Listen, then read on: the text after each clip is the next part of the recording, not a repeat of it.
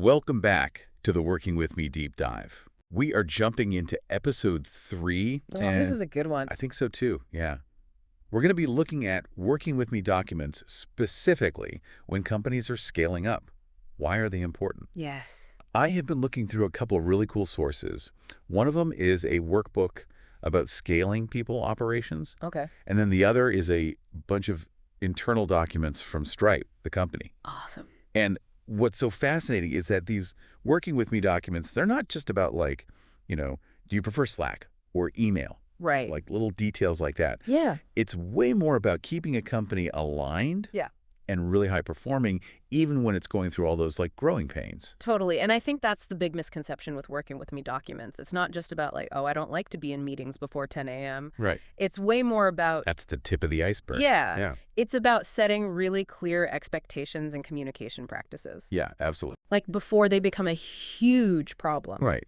And one of the things that I thought was really interesting from the Scaling People workbooks, it's this idea that Working With Me documents can actually boost team morale. Interesting. So at first I was like, because you would think that focusing on everybody's individual needs would make it more complicated. Way more complicated, especially when a company is growing. Exactly. Yeah. So why is that? Yeah. I think a lot of times when people think about Working With Me documents or accommodating people's styles and stuff, they think that it's going to create chaos, right? But actually what it does, and the research actually backs this up, what it does is when you're clear about how you like to work and what you need, it reduces friction in collaborating. Right. And it actually makes people feel psychologically safer so that they're more likely to speak up and take risks and be more productive. Yeah, it's so interesting because, when I was looking through this, I thought to myself, if I was working at a company and they were like, okay, here's a Working With Me document, we all have to fill this out. I think my first instinct would be like, oh, this is going to be kind of annoying. Like, I'm going to have to figure all this stuff out about myself. Yeah. But actually, now that we're talking about it, it really does make sense that it would make things easier in the long run. Absolutely. Totally. Okay, so speaking of making things easier, I looked at this management prerequisites checklist. Oh, yes. On page 4 of the workbook. And honestly, this thing is long. Like, it made me feel a little overwhelmed just reading through it. That's a pretty in-depth list. I can understand why. It's designed to cover a lot. Yeah. As the company is growing, these are all the things that managers should be doing. Yeah. So some things that really jumped out at me were like holding regular one-on-ones that are rarely rescheduled, creating agendas for those meetings where both the manager and the report have input, and then also having quarterly goals that managers are actually tracking with their reports and not just for their reports. Yeah. So how do those things relate back to Working With Me documents? That's a really good point. So think about it this way. Each one of those items on the checklist, if you do them well, is basically like a mini Working With Me agreement. Oh, okay. Between a manager and someone that reports to them. Okay, so we're like setting those expectations for the entire working relationship right from the beginning. Totally, yeah. And then also it creates this shared ownership and accountability because everybody's involved in shaping those agreements. Oh, okay. So they're more bought into actually making it work. Yeah, that makes a lot of sense. So we talked about these individual agreements, but there's also something in this workbook called a team charter on page 14.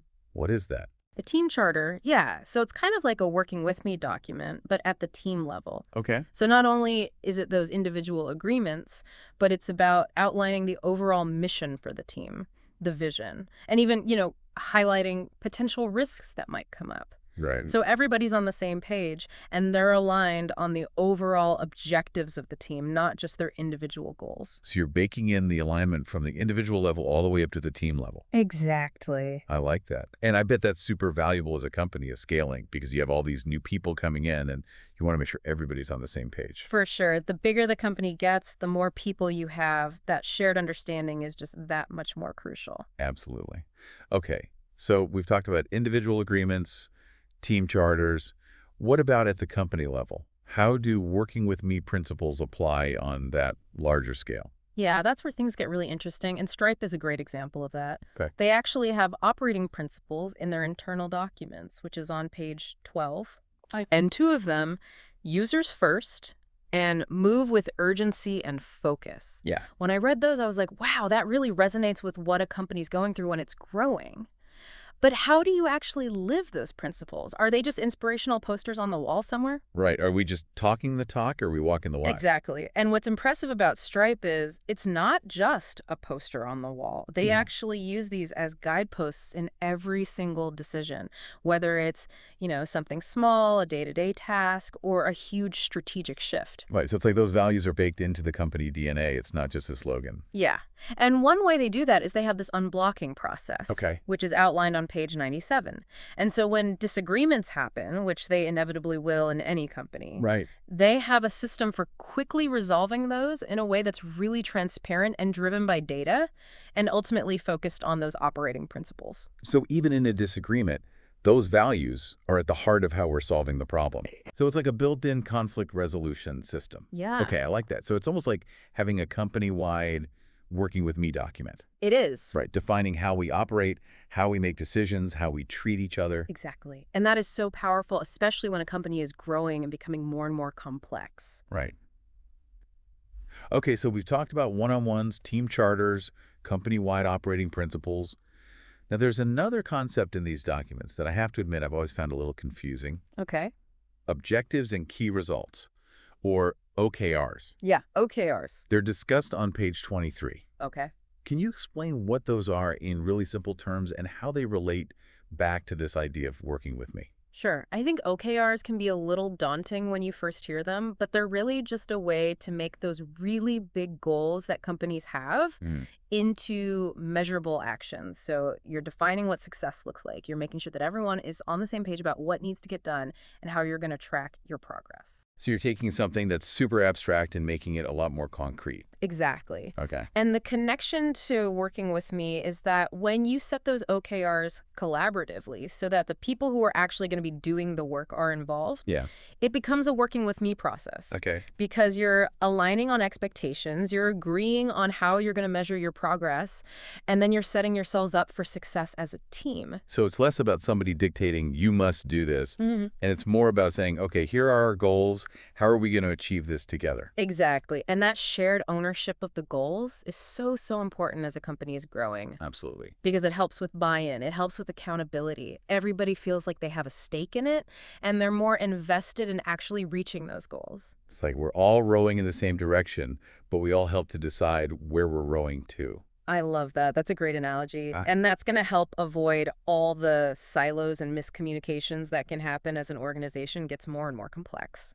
For sure. Yeah. Okay, so we've talked about how these documents can help with communication, with alignment, with resolving conflicts, with even setting standards for what's excellent work. Yeah. It's a lot. It's a lot. But there's this other aspect I want to touch on that I think is often overlooked, Mhm. and it's the role of feedback. Feedback. Yeah, Yeah. feedback is so important. Right. And it's super connected to working with me documents Okay. because when you lay out those expectations clearly up front, it makes giving and receiving feedback much, much easier Oh, okay. because it's focused, it's constructive, it's helpful. Right, so you have that shared framework for what's working, what's not working, and how we can do better. Exactly. You're not just throwing feedback at the wall and seeing what sticks. Right, and I'm thinking about this source we've been looking at with Stripe's internal documents. Yeah. They actually have an operating principle called Seek Feedback. Mm-hmm. And it's not just about encouraging it. They've actually cultivated this culture where feedback is seen as really essential for growing and developing. They don't leave it to chance. There are processes, guidelines for how to give and receive feedback. And it's always respectful, it's always actionable, and it's focused on improving performance. Absolutely. So we're not just saying, hey, can I give you some feedback? Like it's a casual thing. Yeah, it's built into the system. Yeah. It's part of the structure. Yeah, and that structure is super valuable. Yeah. Especially for people who are new. Yeah. They have that roadmap. Yeah. And it helps managers to give feedback in a way that it will be received well. It takes out that fear, that uncertainty. Absolutely. It's a safe space for feedback. Yeah. Because everybody knows the rules of the game and they feel comfortable playing it. So it's almost like clear expectations lead to better feedback, which leads to improved performance. And then that leads back to even clearer expectations. Totally. It's a cycle. Yeah. And it's one of the reasons why it's so important to create well-defined working with me documents. Yeah. Because it creates that cycle of feedback and it drives individual performance and organizational excellence. I love it. Okay, so we've covered a lot of ground here today, from individual level to the team level, all the way up to the company level. And it's so interesting how these documents that seem kind of simple can actually have a huge impact on how the company operates. Yeah. It's about making those values and expectations part of everything the company does. Right. It's not just having the document, it's actually living those principles day to day Totally. in every interaction. Right. And it's using those principles to make decisions big and small. Yeah. And ultimately creating a culture of transparency and accountability and always looking for ways to improve. For sure. And empowering people to do their best work in the way that they work best. Right. And it's about creating an environment where everybody feels valued, respected, and inspired. Right. This has been super helpful. I feel a lot more confident about using working with me documents to help my own team, especially as we're going through this kind of crazy growth phase. Awesome. That's great to hear. And just remember to start small. Experiment. Find what works best for you and your team. There's not just one right way to do it. It's about adapting and iterating as you go. Totally, yeah. So don't try to do everything at once. Just pick one thing, start with that, see how it goes. Exactly. And treat the document as a living document. Okay. It's always changing. It's always evolving as the company and the people who work there grow and change as well. Right. It's not static, it's dynamic. Exactly. And what's interesting, just creating the document itself is like a working with me process. Oh, for sure. Because you're having those conversations, you're getting feedback, you're co-creating this shared understanding. Right. It's about modeling those principles of transparency and collaboration right from the beginning. It's not just about the destination, it's about the journey. Absolutely. And that journey can really help to build relationships and trust and create a sense of shared ownership. Totally. And speaking of journeys, I remember something in the Scaling People workbooks about how to navigate those tricky transitions when people are moving into new roles, new teams. And I think it was called a Manager Transitions Guide on page 77. Oh, yeah. What is that and why is it important? Yeah, you have a good memory. So the Manager Transitions Guide, that's all about making those transitions when somebody's changing roles or teams, making it as smooth and successful as possible. For everybody. For everyone involved, yeah. So the employee, their old manager, their new manager, it's all about minimizing those disruptions, and making sure that everybody feels really supported. Yeah, so it's about reducing the chaos and just making sure everybody feels good about it. Exactly. And the source actually outlines this really practical 3-step process. Okay. The first step is the current manager sits down with the employee.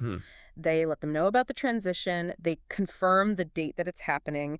And then they actually schedule a meeting specifically to talk about the transition. Okay. So right away, there's open communication. Yeah, we're not trying to hide anything. We're being transparent. We're being proactive. Exactly. Exactly. And then step 2 is that transition meeting. Okay. So all 3 people are there. The employee, the current manager, the new manager. Got it. And it's an open and honest conversation about everything, what the employee is currently working on, their strengths, areas they can improve on, and even their preferred ways of working. Okay. So it's like a handover meeting, but it's more than just the logistics. Yes, exactly. It's also about understanding the individual's needs. Yeah. So that they're feeling heard and acknowledged during this time, which can be kind of stressful. Yeah, absolutely. And then step 3, which I think a lot of people miss, is the new manager actually follows up on all the stuff that was discussed in the meeting. Okay. So they demonstrate that they are taking ownership of the relationship moving forward. Yeah, they're really invested. Yeah, and that the employee is going to be supported and welcomed into their new role. So it's not just a one-time thing, it's an ongoing process. Yeah. Okay. What I like about the source is that it doesn't just say these are the steps. It actually gives you like templates for how to schedule the meeting, an agenda. I love that. So you're not just like, okay, what do I do now? Right. It gives you the tools you need to actually make this happen. Yeah. I love that. And it all goes back to this idea of working with me. Totally. Yeah. Acknowledging that these transitions can be tough, but providing that support. Yeah. Okay, so we've talked about these documents at an individual level, team level, company-wide level, explored how they can help with communication, with alignment, setting those expectations, giving feedback. What are some of the bigger, broader cultural effects you've seen? Like when companies embrace this approach, how does it change the culture overall? That's a really good question. I think one of the biggest things is it increases trust and transparency. Oh, okay. Because when you have that foundation where everybody feels understood and respected, Yeah, it creates this environment where everybody feels more comfortable sharing ideas, voicing concerns, collaborating effectively. right. And it creates that psychological safety that we talked about. Exactly. And when people feel safe, they're more likely to be creative, take risks, come up with new ideas. Yeah. They're not so afraid to make a mistake. Yeah, because they know that they're going to be supported, not punished. Right. And that's when you start to see the magic happen. Right. Because you unlock the full potential of the team. Everybody feels empowered to do their best work, Yeah. and they're much more likely to stay because they feel valued and respected. Right. So it's almost like this cycle of clarity and trust, Yeah. which leads to better communication, which leads to more creativity, which leads to happier employees who want to stay. Exactly. And it all starts with those conversations, you Yeah. know, those working with me conversations. It's about going from this culture of assuming things to a culture that's really clear and transparent and respects everyone. And that's something that every company, no matter what size, no matter what industry, Totally. can really benefit from. For sure.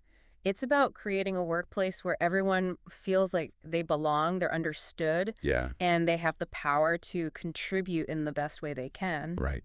This has been so insightful. Thank you so much for sharing all your expertise with us. My pleasure. It's always fun to talk about how to create workplaces that are more human-centered. Absolutely. And for our listeners who are ready to get started with these Working With Me documents, Yeah. we encourage you to visit workingwithmedoc.card.co. There's a ton of resources, templates to help you create documents that work for you and your team. That's awesome. That's a great place to start. Yeah. And just remember, it's all about taking those first steps, experimenting, Mm-hmm. see what works for you. There's not one right way to do it, Yeah. but the benefits are huge. Absolutely. So go forth and create those Working With Me documents. You might be surprised at the positive impact they have on your team and your company as a whole. You might be really surprised. Yeah. So thank you for joining us on this deep dive. We'll see you next time as we continue to explore how to build a thriving company culture. Sounds good. Looking forward to it. And until then, keep those conversations flowing. Yes, exactly. Thank you for listening.